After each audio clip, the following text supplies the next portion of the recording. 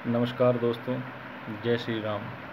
आज मैं आप लोगों से एक बहुत ही गंभीर विषय पर चर्चा करने जा रहा हूँ। हमारे देश में आज ये स्थिति बन चुकी है कि पिछड़ा और अन्य पिछड़ा वर्ग, जिसे SC ST और OBC कहते हैं, उनके दिलो दिमाग में स्वर्ण जाति के लिए इतना जहर भर दिया गया है कि वो चाहते हुए भी अब उस जहर से बाहर नहीं निकल पा रहे हैं। ये विदेशियों की एक सोची समझी साजिश के तहत हो रहा है, जिसे कुछ लोग अज्ञानवश नहीं समझ पा रहे हैं और कुछ लोग जो ज्ञानी हैं वो जानबूझकर समझने की कोशिश नहीं कर रहे हैं। दलितों को, पिछड़ों को ये बताया जाता है कि इतिहास में हमारे बुजुर्गों के साथ सवर्णों ने अत्याचार किए, तो मैं उन्हें बताऊं, और उनके साथ भेदभाव किया जाता था, अत्याचार किया जाता था, भेदभाव किया जाता था, ये सारी बातें बताई जाती हैं। तो मैं उनको बताना चाहता हूं कि ये विदेशियों की और ख़ासकर कांग्रेसियों की सोची समझी साजिश है, जो हमेशा विदेशियों की नीतियों को सपोर्ट करती आई है और हमारे सनातन धर्म और हिंदू धर्म को तोड़ने की कोशिश की जाती है, ताकि हम भाई भाई आपस में लड़ते रहें, झगड़ते रहें, एक दूसरे के प्रति हमारे दिलों में नफरत पनपती रहे, ताकि हमें सवर्णों को दलितों से, दलितों को OBC से और OBC से सवर्णों को आपस में लड़ाते रहें और वो अपने मकसद में कामयाब होते रहें। और ऐसा पिछले 70 सालों से होता भी आया है। बड़ी विडम्बना है कि सब कुछ जानते हुए भी हमारे भाई लोग इस चीज़ को नहीं समझ पा रहे हैं। अगर कुछ एग्जाम्पल मैं देता हूँ, मैं मानता हूँ दलितों के साथ अत्याचार हुए हैं, पिछड़ों के साथ अत्याचार हुए हैं, उनके साथ भेदभाव हुआ है, लेकिन ये कहना कि संपूर्ण स्वर्ण समाज ने संपूर्ण पिछड़ा वर्ग और अनुसूचित जातियों के साथ, SC ST के साथ अत्याचार का किया है या भेदभाव किया है, ये कदापि उचित नहीं है, ये अनुचित है। क्योंकि इतिहास को पढ़ने के और समझने के कई तरीके हैं। हमें केवल वही पढ़ाया जाता है या हम केवल वही पढ़ते हैं जो हम पढ़ना चाहते हैं, जो हमारे दिमाग में भर दिया गया है। हमें इतिहास में ये पढ़ाया गया कि हमारे दलितों के साथ अत्याचार हुआ, भेदभाव हुआ, ठीक, अच्छी बात, मानते हैं तुम्हारी बात को। लेकिन मेरे चंद सवाल हैं। अगर दलितों और पिछड़ों के साथ अत्याचार सवर्णों ने किया, तो भगवान राम, जो कि जाति से क्षत्रिय मतलब स्वर्ण थे, उन्होंने शबरी, जो जाति से दलित थी, उसके झूठे बेर खाए। अगर ऐसा होता तो वो दलित स्त्री के झूठे बेर क्यों खाते? पहली बात। दूसरी बात, निषाद राज, जो कि भगवान राम के परम मित्र थे और परम भक्त भी थे, वो भी पिछड़े वर्ग से आते थे, निम्न वर्ग से आते थे, लेकिन भगवान राम उनके यहाँ रुके, खाया पिया, उनके साथ रहे, और यहाँ तक कि वनवास खत्म करने के बाद उनको अपने महल में कई बार या यज्ञ वगैरह करते थे तो उनको बुलाते भी थे। अगर वो भेदभाव करते थे तो उन्होंने ऐसा क्यों किया? ऐसे अन्य बहुत से उदाहरण हैं। चाणक्य को ले लीजिए। चाणक्य ब्राह्मण होते हुए भी उसने चंद्रगुप्त मौर्य को अखंड भारत का सम्राट बनाया। लोग कहते हैं चंद्रगुप्त का लालच था, क्योंकि उनका घनानंद ने अपना अपमान किया था, इसका बदला लेने के लिए उन्होंने उन्हें मोहरा बनाया। इसका भी मैं जवाब देता हूँ। मोहरा अगर बनाया तो मोहरा वो किसी और को भी बना सकते थे। जब वो किसी एक साधारण बालक को चंद्रगुप्त बनाने की क्षमता रखते हैं तो वो किसी को भी बना सकते थे, पहली बात। लेकिन उन्होंने उसे इसलिए चुना क्योंकि उसकी माँ के, उसके परिवार के साथ भी, चंद्रगुप्त के परिवार के साथ भी गलत हुआ था। दूसरी बात, चाणक्य का लालच क्या था? चाणक्य का लालच व्यक्तिगत नहीं था, उनका लालच हमारे लिए था। हमसे मतलब SC OBC ST SC general सभी कास्टें उसमें आती हैं, यानी कि भारत का हित था।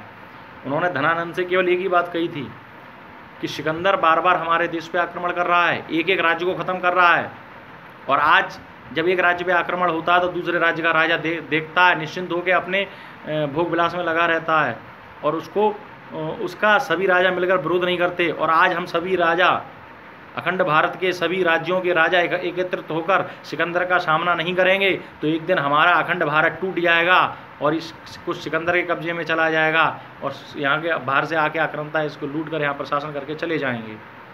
इतनी बात धनानंद के समझ में नहीं आया और उसने उनका अपमान कर दिया। बस चाणक्य का यही लालच था कि वो अखंड भारत का सपना देख रहे थे और उसको पूरा करने के लिए उन्हें एक वीर पुरुष की जरूरत थी, जिसकी छवि उन्हें चंद्रगुप्त मौर्य में दिखाई दी, जिसे हम सम्राट अशोक के नाम से जानते हैं, जिसका चक्र हमारे तिरंगे में भी दिखाई देता है। अगर इतिहास में सभी सवर्णों ने सभी दलितों और पिछड़ों के साथ गलत किया तो ये उदाहरण कहाँ से आ जाते हैं। और अन्य भी कई बहुत से उदाहरण हैं। अगर मैं आपको इतिहास बताने चाहूँगा तो इतिहास भारत का बहुत लंबा चौड़ा है।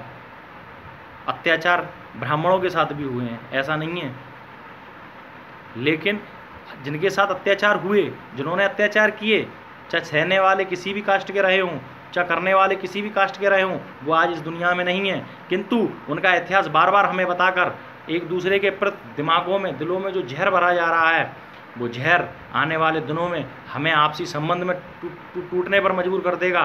हम एक दूसरे से शक्ल देखने पर नफरत करेंगे, एक जाति दूसरी जाति से नफरत करने लगेगी, एक जाति दूसरी जाति से नफरत करेगी तो हम उनका अहित चाहने लगेंगे। जब हम आपस में एक दूसरे का अहित करेंगे तो निस्वार्थ जिन लोगों का ये षड्यंत्र है वो अपने षड्यंत्र में कामयाब होंगे, वो हमें तोड़ने में कामयाब होंगे। जब हम टूट जाएंगे तो हम सामने वाले का कभी सामना नहीं कर पाएंगे। मैं इसीलिए कहता हूँ कि इन चीज़ों को समझिए। मैं मना नहीं करता कि किसी दलित या ओबीसी या किसी अन्य पिछड़ा वर्ग के साथ भेदभाव नहीं हुआ, होता है, लेकिन सभी भेदभाव नहीं करते हैं। अगर भेदभाव करते तो महर्षि वाल्मीकि, जिन्होंने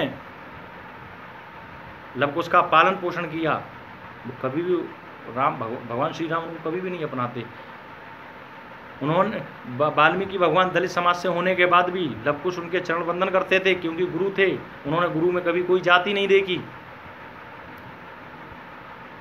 व्यास जी जो दलित समुदाय से आते हैं, वेद व्यास जी, उन्होंने महाभारत की रचना कर दी। वाल्मीकि जी जो स्वयं दलित समाज से आते हैं, उन्होंने रामायण की रचना कर दी। कैसे कर दी भाई, समझ में ही नहीं आता है। हमें क्या सोचते हो तुम लोग। मैं मानता हूँ कुछ राजनीतिक नेता या कुछ राजनीति में आगे बढ़ने के लिए स्वर्ण अग्रिम जाति के, अग्नि जाति के, जनरल के लोग, चाहे वो ब्राह्मण हो, क्षत्रिय हों, वैश्य हों, किसी भी समाज के हों, वो आगे बढ़ने के लिए चंद राजनीतिक लोग, मैं सभी जनरल समाज की या समस्त अग्रणी समाज की बात नहीं कर रहा हूँ, वो चंद अपनी राजनीति को चमकाने के लिए कुछ दलितों के विरोधी पोस्ट डालते हैं, ताकि ब्राह्मण समाज हमारा सगा हो सके, क्षत्रिय समाज हमारा सगा हो सके, जनरल समाज हमारा सगा हो सके। इसी प्रकार कुछ पिछड़े लोग भी सवर्णों के खिलाफ पोस्टर डालते हैं ताकि वो दलितों का समाज हमारा एक हो सके। अगर किसी चंद ब्राह्मण या चंद क्षत्रिय या चंद जनरल के लोगों ने दलितों के खिलाफ पोस्टर डालना शुरू कर दी तो क्या हम अपने स्वर्ण भाइयों से नफरत करने लगेंगे? या चंद दलित स्वर्णों के खिलाफ जहर उगलेंगे तो क्या हम दलित भाइयों से नफरत करने लगेंगे? अगर ये ऐसा ही चलता रहा तो भाइयों, मैं निश्चिंत होकर कह सकता हूँ ये वो दिन दूर नहीं है कि हम सब आपस में टूट जाएंगे और हम बिखर जाएंगे और हमारा सत्य सनातन धर्म जो हिंदू एकता की हम बात करते हैं उसका सपना हमारा कभी भी पूरा नहीं हो सकता। मैं स्वयं से जानता हूँ, मैं स्वयं एक ब्राह्मण समाज से आता हूँ, लेकिन इतना बड़ा मैं हो गया, मैंने कभी किसी भी दलित पिछड़े वंचित के साथ भेदभाव नहीं किया। मैंने हर दलित वंचित पिछड़े के यहाँ खाना खाया, साथ लेटा, साथ बैठा, साथ पिया। लेकिन जब उसी समाज के लोग स्वर्ण समाज के खिलाफ जहर उगलते हैं केवल इस बात पर कि चंद स्वर्ण समाज के राजनीतिक और स्वार्थी लोग उनके खिलाफ पोस्टर डालते हैं, उनको भड़काने का काम करते हैं, लेकिन उन्हें भी ये सोचना चाहिए कि किसी 1 या 10 या 50 या 500 लोगों के ऐसा करने से संपूर्ण समाज को कलंकित तो नहीं किया जा सकता। इसलिए अभी भी वक्त है दोस्तों, समझ जाओ, हिंदू एकता बनाओ, विरोधियों को, सनातन विरोधियों को उनके मकसद में कामयाब मत होने दो। बस इसी वाणी के साथ आज मैं इतना ही कहना चाहता हूँ कि SC, ST, OBC और जनरल इनमें हम लोग ना बंटें। अगर हम इसी तरह बंटते रहे, लड़ते रहे, झगड़ते रहे तो हमारा भला परम पिता परमेश्वर भी नहीं कर सकता। जय श्री राम, राधे राधे, जय श्री कृष्णा, नमो बुद्धाय। आगे आपकी मर्जी, आपको अच्छा लगे ठीक, ना अच्छा लगे कोई बात नहीं। मैंने अपने दिल की, अपने मन की जो बात मुझे अच्छी लगती है या जो मैं चाहता हूँ वो मैंने कह दिया। बाकी का एज यू लाइक, आप अपने पर्सनल लाइफ के खुद डिसीजन लेने में सक्षम है, समझदार हैं। आपको जो अच्छा लगे वो करिए। नमस्कार।